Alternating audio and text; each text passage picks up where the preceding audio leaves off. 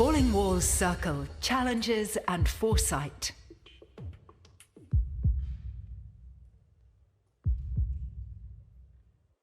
Welcome to the Falling Walls Plenary Table, driving the solar energy transition, building a more resilient and secure energy supply chain.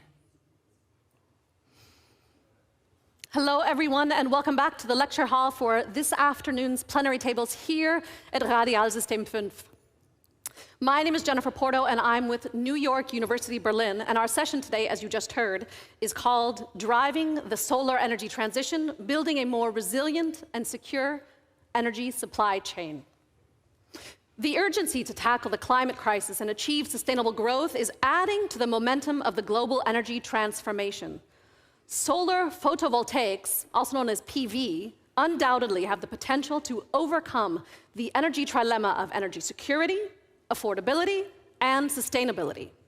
This panel today will look at how a diverse solar PV industry can effectively mitigate technology development risks and overcome potential barriers to its competitiveness in the future. We have 4 outstanding panelists today, and right now I'd like to welcome them to join me on the stage. Joining today are Rutger Schlatmann, head of the Solar Energy Division at the Helmholtz-Zentrum Berlin and the founding director of its Technology Transfer Institute, PVComB. Seth Marder, the director of the Renewable and Sustainable Energy Institute, a joint endeavor of the University of Colorado Boulder and the U.S. National Renewable Energy Laboratory. Thank you. Walburga Hemetsberger, the CEO of SolarPower Europe, and Menzel, the chief operating officer and a member of the management board of Meyer, a Swiss-German solar cell and module maker. Panelists, thank you so much for joining me today. We have about 50 minutes for our conversation, and while of course I have a list of questions right here for you, you're encouraged to really actively shape the discussion that we're about to have. If you hear something that makes you want to chime in, or if you want to counter something, or if you want to ask a question, just let me know. I really hope that today's conversation is an exciting one for our audience here at Radialsystem 5 and also for those of you joining us online. Now, for all of you who are here or online, we're going to have time for questions from our audience later on. But right now, let's get started. So, the title of our panel is Driving the Solar Energy Transition, Building a More Resilient and Secure Energy Supply Chain. So I want to ask you, what does that mean? What does it mean to say a more resilient and secure energy supply chain? I'd like to ask you for this introductory question to keep your answers to about 2 minutes each, and I'd like to start with you, Rutger Schlatmann. Yes, thank you very much for having me here. I think there are a number of very important points connected to your question. One is that solar energy gives the opportunity on the tiniest scale up to the largest scale, so power plant level down to, say, pocket calculator level, to really get your own energy from the sun, which is everywhere. It's the most democratic of energy sources because it's everywhere.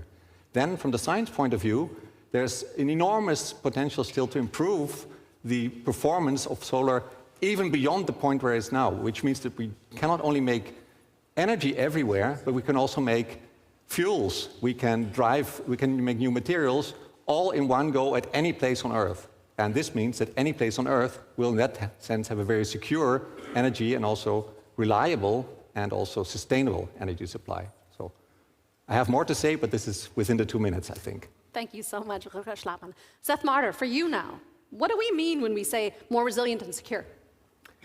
So I think there are many different ways that we can view that. One is that we can view that as based on materials that are readily sourced, that are earth abundant, where there aren't geopolitical issues getting access to the materials that we use. But when I think about the energy supply chain in terms of an overall resilience, I think that you have to look at it at a systemic level, and you have to look at the stability of the grid and the capacity of the grid to take on the power that's being generated using solar and other renewable energies. I also think, when I think of this as an academic, I think part of the energy supply chain is educating the next generation of people who can make the innovations, but also the next generation of people who can actually be in the field doing the installations, working with communities so that there's community acceptance of these technologies. It's not everywhere that people immediately embrace these new technologies. So I think we have to look at resilience as a multidimensional factor. Thank you very much. We're going to look at grids a little bit later on, and we're also going to look at community acceptance as well. But for now, Walburga, Hemetsberger, what makes it resilient? What makes it secure? So first of all, energy security that starts with renewables, and with solar in particular, it is clear that solar will be the main energy source by 2030 in Europe already. It will have most capacities, and that is not us as an industry association saying that, but that's the European Commission, that's the International Energy Agency. And this is how we can make our energy system secure, because the sun is abundant, the wind is abundant, we just need to collect it and use it for our citizens, for the economy.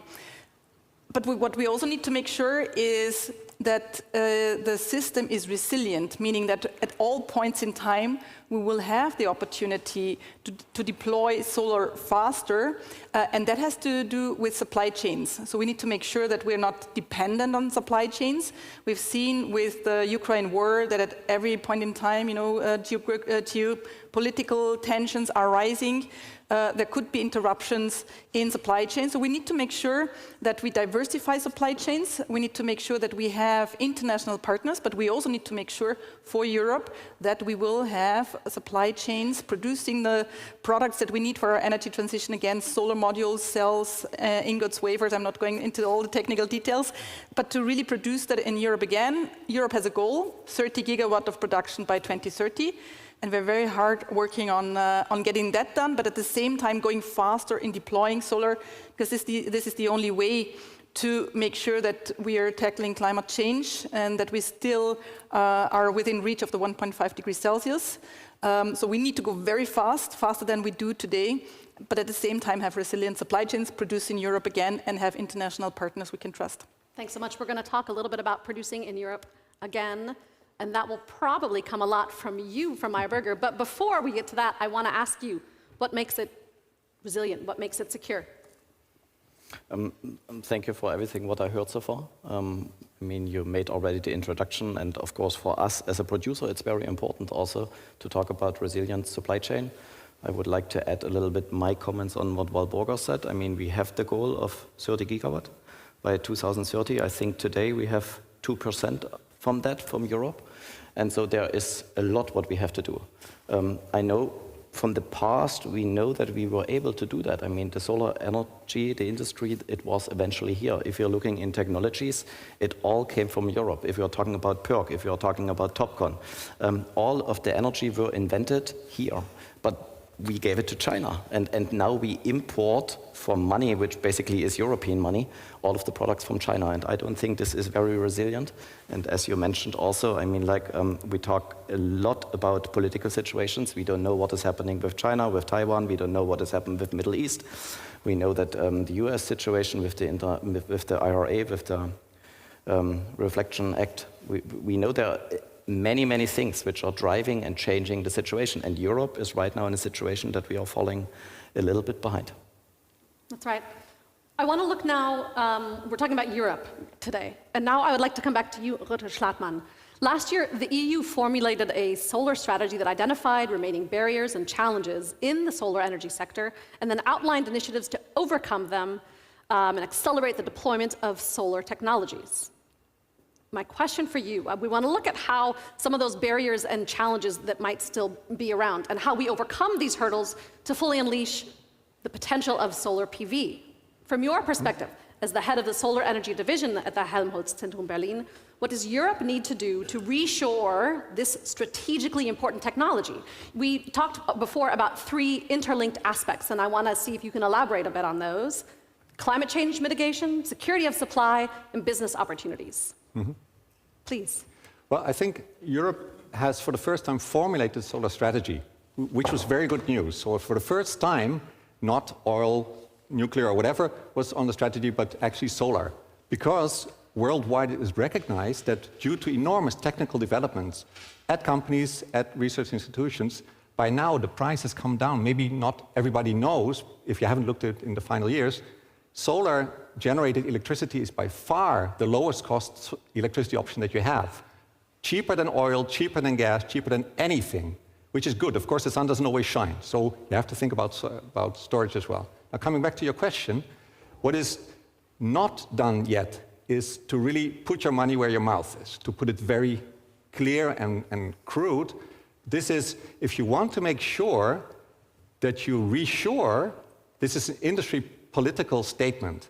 The other large economic blocs have made the same statements. China is pouring endless amounts of money, so it's not just our money, it's also Chinese money, because they want to be in this. India has invested a lot of money, is building up a lot of capacity. The USA has written the Inflation Reduction Act, which means that if you want to produce there, and of course Daniel can say more about that, because Meyer is actually looking at that very seriously, you know if I go there, this is the kind of support that I get to make sure that my business can take off. It will disappear over a 10-year period, but you know what you get. This is not what we have here. This enormous strength, and that the strength that kicked off actually solar in general globally was that in Germany you knew if you install a solar panel, you'll get for 20 years a remuneration for the electricity that you generate and feed into the grid. That was the kind of clarity that investors would like. You don't have that right now in Europe if you want to produce here. So producing this clarity, yes, it will cost money, but on the context, so this will cost a few billions of euros for sure, which is a lot of money. But just in support last year, due to this sudden drop in security of supply, we gave hundreds and hundreds and hundreds of billions of euros in just mitigating all our energy bills. So in comparison, this is mild. And to give another number, because it's business, energy supply, and also climate change alone, in Germany there was a big flood, mainly in Germany, and there's just a few valleys. Climate change at its worst, it flooded a few of these valleys out of nothing. 30 billion euros had to be made available just to restore these few villages. So what shouldn't be forgotten, the technology is there, you can do it, but if you don't do it, it will be the most expensive of all options. I think that's the most important part. So Europe should invest more, should make the strategy, so put your money where your mouth is, but it's still the cheapest thing you can do compared to the others. Thank you so much. I want to return for a minute to our introduction because we talked about a diverse solar PV industry, and I want to unpack a little bit what that diversification might look like. We're talking about reducing risks as well, and this creating a new economic and environmental benefits. You talked about these floods, 30 billion euros out of nowhere. That's a lot of money to come. I mean, we have a climate crisis. We need to take action. But let's talk about diversifying our solar PV industry. Walburga Hemetsberger, CEO of Solar Energy Europe. Can you maybe let us know first, what do we mean when we say to diversify the solar PV supply chain? Happy to answer your question. First, I still wanted to react to what Rutger just said, because I very much agree that we need to have more decisive political action. What we should add to that is that we have seen Europe being very decisive in deploying renewables over the last couple of years. So Europe is really leading in terms of deploying renewables, having very ambitious goals to deploy renewables in order indeed to make sure that European citizens are benefiting from cheap renewable electricity. So we have now a 45% renewables goal until 2030, very ambitious, but this is exactly what we need, and we need to have the same decisiveness and political will also to diversify the supply chains and reassure what we used to have in Europe. The cradle of solar is in Europe and in Germany in particular, so that we really bring that back. And this is what we're working on very hard. So what we need is, for example, that European member states are able to support an industry that has to do with state aids. You know, we have European state aid rules, and at the moment they're not ideal for member states to invest in an industry again. We also need to make sure that we have specific auctions that are favoring European products, for example. And then we need to make sure that there's also European money which is spent for innovation, but also for bringing back supply chains to Europe. So we need to really be very, very outspoken and take action in deploying the European Green Deal, because The political will is here. It's not that the European politicians do not want to have industry again. There's a whole plan, the European Green Industrial Deal, and we're at the moment discussing the details in Brussels. What the European policymakers are proposing to support the industry. It's just taking a lot of time. So it's much faster in the US with the Inflation Reduction Act. So we need to have the same speed and decisive action in Europe as well. You said something a moment ago about innovation, and I want to turn to Daniel Menzel to talk from an industry perspective. What role does innovation, what role does research play when we talk about diversifying? Talking for Meyer Walburga, we are in this industry for 70 years. So we were building equipment and having technology the last, especially 40 years in photovoltaics. The situation is that, of course, since we did not have the money here in Europe, everything went to China, and they took the money in order to make that and to let it grow. We have so many things. I can look to my colleagues what we have on the path. We are talking about efficiency. We are talking about we want to go degradation. We want to reduce it, and we want to reduce it. We want to bring in different technologies. I like what Rutger already said. 20 years ago, the cost for solar were around $5 per watt peak. Now we are in a range of 25 cents. I don't know any industry who made really this race than solar did. Also, if you look on the wattage, on the energy, when you have a panel which is like a square meter, for example, I remember 20 years ago we had 100 watt approximately on a panel. Now 20 years later we have 250. So we can drive it with technology so fast in a situation that the cost will always decrease and decrease, that it is the greatest and the best and the cheapest form of energy. But now coming again, of course, to my topic as a producer, if you're not helping the industry, then it is like riding a bicycle in energy, and all of the other countries, they have a Formula One racer. Thank you so much, Daniel Menzel. I saw you raise your hand, and I want to come back to you in a minute, but I want to give a question first to... Please, yes, then go for it. No, only to add to what Walburga said, so maybe to get a number on this. So some parts of the supply chain, especially the silicon, the ingots, and the wafers, well over 90%, in some cases over 99% of the supply chain is only from China. So that's what a security of supply implies. Thank you so much for adding that. I'll turn now to Seth, please. One comment on that, because not only is the supply chain from China, but their purification uses tremendous amounts of coal.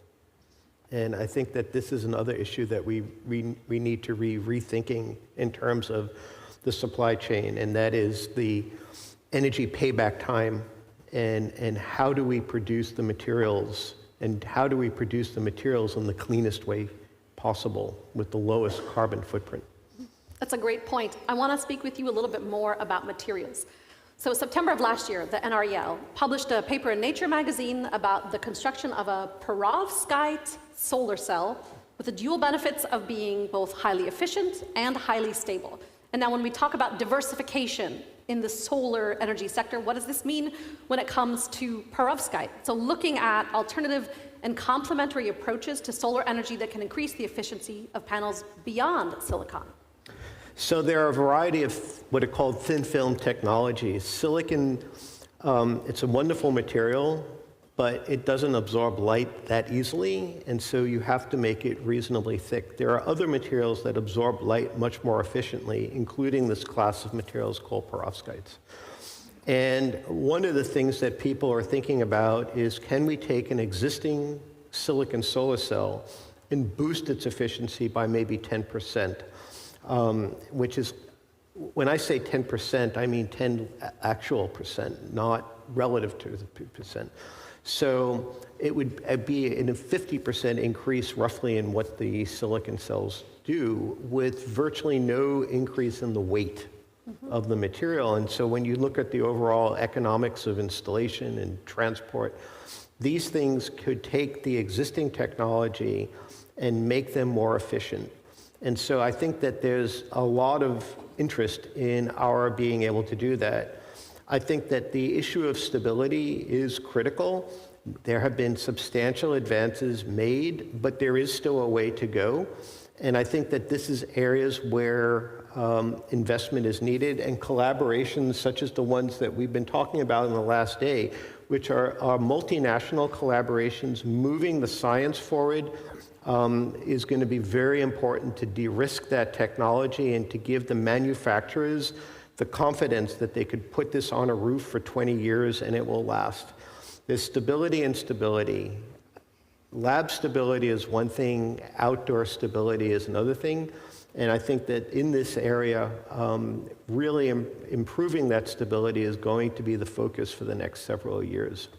Thank you very much. I want to look at international partnerships in a minute, but Walburga, I saw you, and I wanted to offer you a chance if you want to offer a comment now. But yeah, I mean, I very much agree. We need to further bring down costs, increase efficiencies. There's a lot to do still for innovation in solar, because some think, you know, solar, that's a technology which is not moving that much anymore, which is not true at all. We're also very much cooperating with research institutes. Because what we need is much more still when it comes to integrating renewables, integrating solar into the grids, where we need to, you know, look into flexibility of solar, apart from costs and efficiency, and new approaches. You know, solar is so versatile. This is where I'm getting excited. Solar is so versatile. You can use it everywhere in building materials, on roofs anyway. That's what everyone knows. Floating, combine it with Agri-PV. So combine it with agricultural production, it's called Agri-PV. And there's so many different ways how you can use solar, and science has a main deliverable, a main role to play in order to, you know, do more about all of these things. We daily need that. Thank you so much. Yes, please. Well, one addition, but we can do so by far best if companies like Meyer are actually producing here.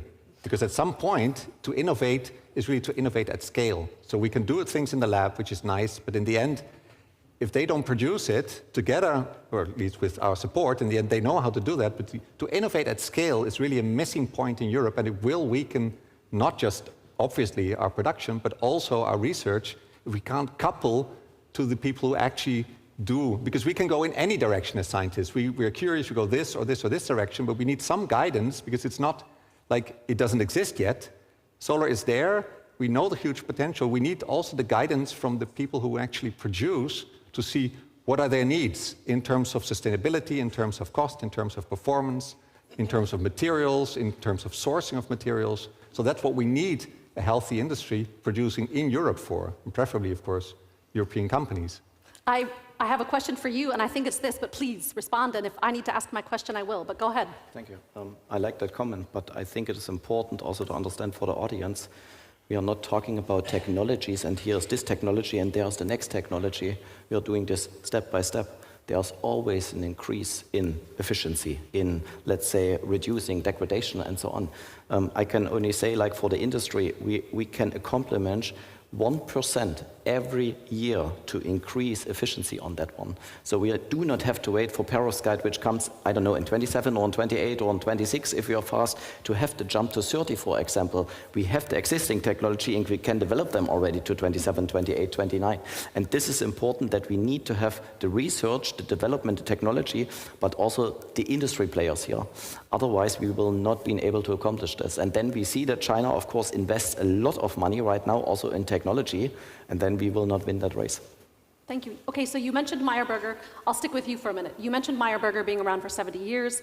40 years ago, you got started with, you entered the PV industry in 1983. And last year, you started operations in the US, including a module factory in Arizona and a cell factory in Colorado.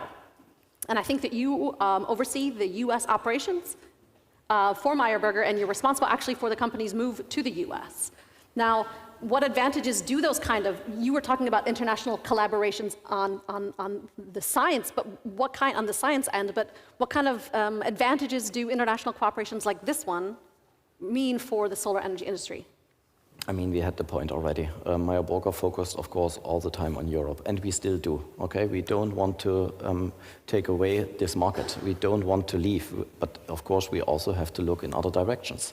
And it's not that we have to look for incentives or something like this, but the situation is, of course, every country is protecting their market and is doing something, and Europe is discussing it, and we know that there will probably come something, but it's a little bit later than everyone else is doing it. And so, of course, as a production industrial player. We have to look also in the other areas, and we can say they understand right now in the States that there is no industrial sector in place.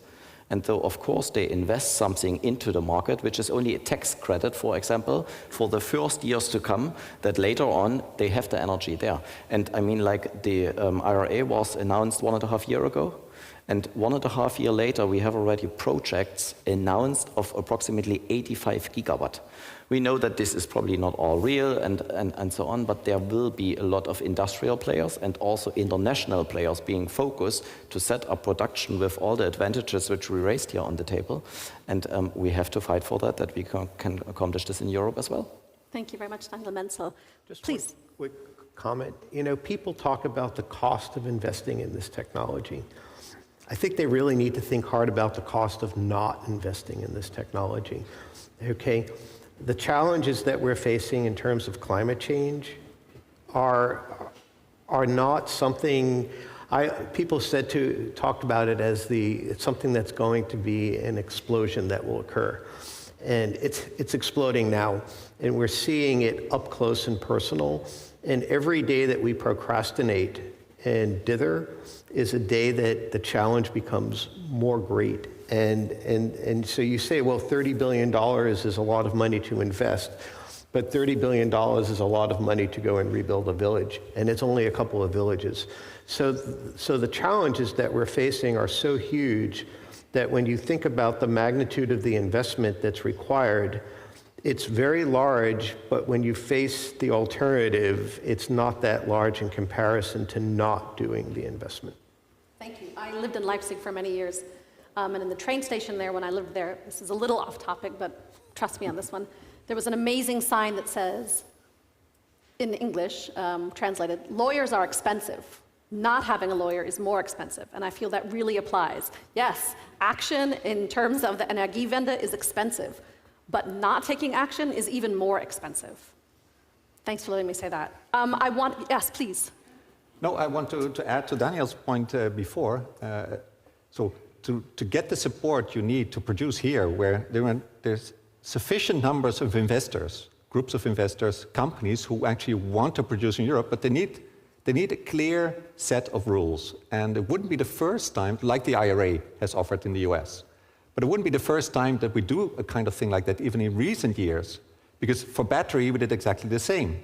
We said, okay, this is important to us, so as a continent, so we'll make sure that we reshore battery to Europe, which was then achieved to a certain extent. And the battery situation, the scientific level in Europe was not nearly as high in comparison as the PV level is at the moment. So it's nothing so new. And for the CHIPS Act, so semiconductor chips, nobody bats an eyelid, but we have a new production facility in Germany, or several actually, one in Magdeburg, 10 billion euros for one company, Intel in this case. So they'll produce here. So it's not so unique that we do it, but if you want to have a solar strategy, and I agree with Walburga, the market is actually doing very well in Europe, but the market is essentially, as Daniel said, is Chinese modules. So if you're happy with that, you can do climate change mitigation with Chinese modules, as long as you get them. So that's the energy supply, of security of supply argument, counts for other sectors, and it should count here as well. And it's not that expensive, and the science is here to do it as well. So. Mm-hmm. Yeah, I think in the case of batteries, it's because the automotive industry is very much supporting bringing back the manufacturing also of batteries to Europe. I think what the general public hasn't realized yet is that solar will be our backbone.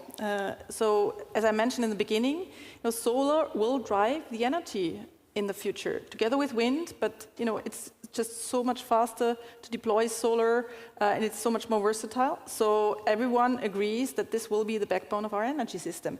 And I think this is something which still needs to trickle down in order to realize, that we need to have the industry here. There's no question. I want to expand on that a little bit further. I have a couple of numbers which are a little bit boring, but bear with me. So the EU's latest Eurobarometer from May to June of this year found that 85% of Europeans support investing massively in renewable energies, such as wind and solar power. In that same poll, it showed that around 77% of EU citizens think that climate change is a very serious problem right now. And 67% of those Europeans also think that their national government isn't doing enough to tackle climate change. Solar costs, I'm not sure if we said it earlier, they've dropped about 87% in the last decade. And this, it seems like a bit of a no-brainer. It's unlimited energy. It doesn't cost anything to produce. It doesn't cost anything and it doesn't cause climate change. But getting people to do it, you brought this up earlier, how can we make this happen? Walburga. I think the challenge is that every transition is just difficult, and it's complex because we're departing from a centralized energy world to a more decentralized energy world. 70% of the renewables will be at the local level, will be connected to decentralized grids. So there's really a huge change in how we are managing the energy sector of the future. And this is what's sometimes scaring politicians, because you were referring to, everyone agrees we need to have it, but then governments are not doing the right things. And then there's vested interests, which are also holding back ambitions. We see in Europe that the European member states, they need to present to the European Commission their plans, the national energy and climate plans, and they're revising them now. Most of them have delivered already. And they're increasing their ambitions. But at the same time, we see that they will be meeting their ambitions already either this year or up to 2027. So, you see it's not ambitious enough, and we need to do much more. The good thing is that solar always surprised people in the past, and what was much more, was deployed at a much larger scale than member states have ever planned for, so that it is making us confident. At the same time, you also need the whole infrastructure being built around it. You need to really make sure you have flexibilities, you have the grids, you tear down the walls, as we are here with falling walls, you tear down the last barriers in order to progress faster. And this is where we need member states. Mm-hmm. Thank you so much. We are going to move to audience questions in just a minute, but I did see you raise your hand. Daniel Menzel, please. Yeah, I just wanted to say, thank you for what you have said, and we really want to point out that discussions are there. I think they understood that. We have the Net Zero Industry Act, which is basically under discussion. We have to implement it, right? We have the resilience criteria discussions in Germany. It is there. We just have to implement it. I mean, we know that we are living in a democracy, and of course it is sometimes a little bit slower than everywhere else, but the tune is there. We just have to implement it, and we have to be fast, because no one else is sleeping, and yes, we know that other peoples are a little bit further ahead of us. Thank you so much, Daniel Menzel. We'll go now to Adam Levy. I think you have some questions from the audience for us. Absolutely, and to our online audience, drop any of your questions in the chat. To our audience here, raise your hand nice and high so we can get you a microphone. But to kick us off quickly, we've been speaking about, I suppose, the beginning, how we build the solar panels. What about the end, how we dispose of the solar panels at the end of their lives? This is a fascinating question. Please. I can say something about it? Yes. So far, not much has been done. Technically, it's very well possible. So 20 years ago, technically, we already knew how to take apart a solar panel and strip it into its components and recycle them one by one. Some parts are harder to recycle than others, but there's a very large shift. So this is more a question of how will we start this, because what was built up 20, 25 years ago is only getting off stream, so to speak, by now. So there's a big time lag between the growth of the market and the growth of the recycling market. Still, if you do the projections, like there are many of them, but the amounts of material will be staggering that we put into the solar energy market. So that's from concrete to put it on the ground or on the roofs, and then the metals, in the frames or whatever, and the glass should be recycled as glass, and the semiconductor should be recycled as semiconductor. And that's to keep, not to downcycle it, which is probably mostly still the case, except for one interesting company. It's called First Solar. They have an absorber which is not silicon, as Seth explained before. This material is much thinner, and it absorbs much better. It has cadmium telluride in it, so that's cadmium and tellurium. And those materials are, of course, heavy metals. You don't want to have them around in the surroundings. For silicon, wouldn't do much harm, even though you don't want to have it. But this is recycled very efficiently. And I think now, first companies are actually designing for recycling rather than designing for eternity, which was the paradigm for a long time. But probably Daniel can say more about what they do because they're active on it as well. Please. Can I say one more sentence on that one?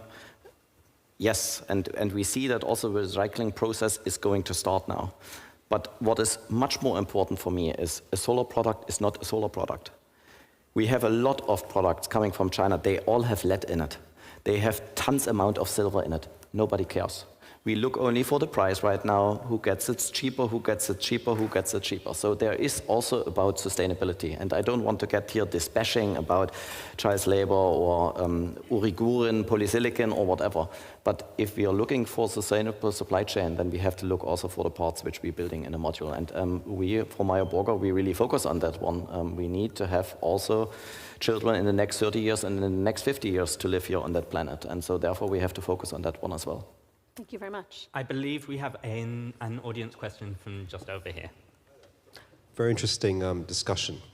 So yeah, obviously it's great that we now have solar, which is competitive, more than competitive with all of other energy sources. I'm just genuinely curious though, whether it would have been technically possible to arrive at this point 10, 20, even 30 years ago. I mean, we've known about climate change for at least half a century. There was a huge oil shock during the 1970s. Would it have been possible to have put the same level of investment in the 70s, 80s and so on and get to this point much more quickly? I mean, I ask this question because it's like a broader question about how you plan future technologies to deal with emerging threats. And it's good that we've got solar now, but could it have come along as a kind of a knight in shining armor, you know, in the 2000s, even in the 90s? Thank you for that question. A quick comment. Yeah. I mean, there are technological advances, and then there is the appetite of society to invest in the technological advances. And I'm not a technologist, but I think that one of the things that drove solar down so quickly was a actual decision by the Chinese government to invest a bajillion dollars in it. They didn't do it cleanly, but they did the investment.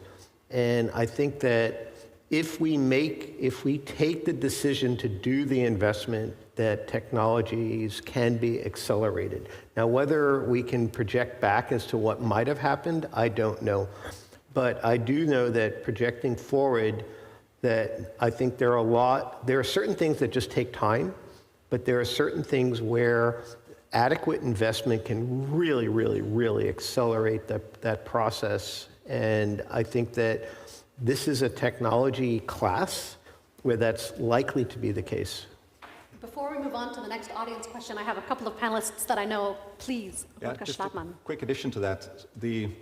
At the oil crisis in the mid of the 70s, all of a sudden oil companies started investing quite heavily, Exxon, Shell, BP, even up to the point of being producers in the 90s. Shell, Solar, BP were numbers 1, 2, 3, that order in the 90s, when the market was minute. So there was no big interest because by then the oil crisis had long, long passed. So there was a short start for this and then it went down again. Probably, looking back, it doesn't matter so much now, but probably all these advances could have been done well earlier. But what really sparked it off next to the stuff that Seth mentioned is that there was a market all of a sudden in Germany with the feed-in tariff. So then there was a market and it was very clear that this would kick off, and it did. Maybe just quickly add Please, to that, Walburga. already at the time we knew that there is climate change. It was just, kind of hidden away. And a lot of money has been poured into the fossil industry and still is. There is a lot of subsidies still, much more than ever is going to be spent in renewables going into the fossil industry, and that needs to stop, and then we can go ahead much, much faster. I really want to say something to what you have mentioned about the feed-in tariff. I mean, what happened with the feed-in tariff? It was tax money from the people, and it went away to China, that they grew that business up. So therefore, of course, we have to think a little bit about it. For whom are we responsible for, and what are we going to do that we don't import everything? I'm seeing a lot of hands shooting up, so this is clearly an important discussion, not just to us, but to the audience as well. I'll first ask a question from the online audience. How do we deal not just with the supply chain in terms of materials, but also in terms of people, having the skilled professionals to do this?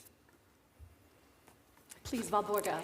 We just issued a jobs report, our third edition, and I'm happy to contribute a couple of numbers to that. The solar sector is employing 650,000 people last year. And with the growth that we are projecting, we will have the need of having about 1 million people already in 2025. And that's further growing. There's a huge opportunity for Europe in jobs that are created in all kinds of areas, a lot of installers, but also all kinds of other jobs. We've done a jobs guide, with a lot of different profiles. So what I want to say is that there's a huge job opportunity, but there is also a need to fill those jobs. And this is where, again, we need the different countries in Europe, the different governments to invest in training, to invest into reskilling, as we're talking about fossil industry, to invest into reskilling those people who are in declining industries to work for the renewable sector. And this is something that we want to do, because we've been discussing about industry in Europe. At the moment, 84% of the jobs we have in Europe are in the installation of solar, in deploying solar, and only 7% in industry, in producing, because we're lacking industry. But we could already have 100,000 jobs in Europe again if we were to reach the 30 gigawatt goal soon. So this is also a great opportunity to have jobs again in the industry. Thank you so much. I think the first hand I saw go up was a person here in the blue shirt just in the front row. So if you could get a microphone there. Sure. I think the discussion of perovskites interesting because China invested a lot in silicon manufacturing. If you have public dollars, are you going to want to invest in the next generation? There's about 20 labs, including at your university, that are in the global race for perovskite. Do we want to spend our money subsidizing reshoring of yesterday's technology, or invest in the science that's needed for the next generation, and then roll that out in a way that ensures greater energy security in our manufacturing and supply chains? Seth, it sounded like this question was for you. I think the simple answer is both. I don't think. I don't think. You only have so much money. Well, that is true, and I don't really want to get into this, but the United States is subsidized in a manner that is not necessarily fully visible to the general public oil for the last 70 years. Okay, I mean, we have a huge presence in places where we're propping up countries. Okay, and spending a lot of money to prop up countries to produce oil. Okay, so yes, there is a limited amount of money, but if we take a holistic view about how we're investing our money, I think that there's an awful lot of money that can be invested in both the future technologies and making the current technologies much more widely deployed. And to your comment, I don't see current technology and next technology completely separated. We're talking about platform technology. You can always take what you have and put something on top of that one. It's not like what we see in China, take everything out and bring everything new in it. That's not the right way what we should do. I see our clock counting down, but I really want to have time for one more audience question. Let's sneak in. There was a question in the front row over here. Could you raise your hand again just so we can get a microphone over to you? Thank you. Thank you very much. Just a quick question. About 20 years ago, a very ambitious project was launched from here, from Germany, and that is Desert Tech. And Desert Tech is a project that its aim is to produce energy that satisfies not only Europe, but the entire world, by producing solar energy from the Sahara Desert, where you have an abundance of sunlight and an abundance of sand, where you can manufacture silicones. So I'm wondering, especially from the European point of view, what is happening to that project? Does it have any future at all? The question is about Desert Tech. Desert Tech. Yeah. Yeah, Please, happy to take it. Indeed, sorry, I don't see you, and I need to turn around. So Desertec indeed was a project where the idea was to produce electricity in the northern part of Africa and then, via big grids bring it to Europe, which at some point stalled. I mean, what is currently discussed is, doing a little bit something similar, but with hydrogen, with renewable hydrogen. Having large-scale solar plants, having large-scale wind parks, producing hydrogen, and then having hydrogen pipelines in order to bring that hydrogen to Europe, because in Europe we daily need hydrogen as a kind of a bridge technology for those applications which cannot be electrified, which is still always the most efficient, but for industries which cannot be electrified, for long-haul transport, this is something that Europe needs, and where indeed such a connection could be interesting. Thank you so much. Please. Yeah, maybe just one sentence to add. So the advantage is that you have about twice the number of sun hours in the desert, and that you have to balance against the transportation cost. So a good grid in Europe, which is existing, also helps, and I think the attention has more shifted, as Walburga already said, to actually making fuels or longer-term storage at those places. Thank you so much. I can all see it about 1 minute and 20 seconds left, which doesn't leave a lot of time for final thoughts, but if we divide that into 15 seconds each, don't laugh, we have to keep on. I need, what should be our main priority for creating a more resilient and secure energy supply chain? In 15 seconds? In 15 seconds. Oh my goodness. We can do it. That is very difficult. I think, look, we were already successful in the solar energy. We made mistakes, and we shouldn't do them twice. I mean, we said that at the table. We believe we should not have only technology and F&E and so on here. We need to have industrial players, and therefore also Europe has to look for what is important for their market and for their continent, and will not let everyone in. Thank you so much. Walburga. We need decisive political action to reshore industry to Europe, to diversify again and have industry in Europe. At the same time, we should not close our borders. We still need international partners, because our other challenge is to go much faster deploying solar, because otherwise we will be not tackling climate change the way we should do it, and energy security is also something that we very quickly need to reestablish.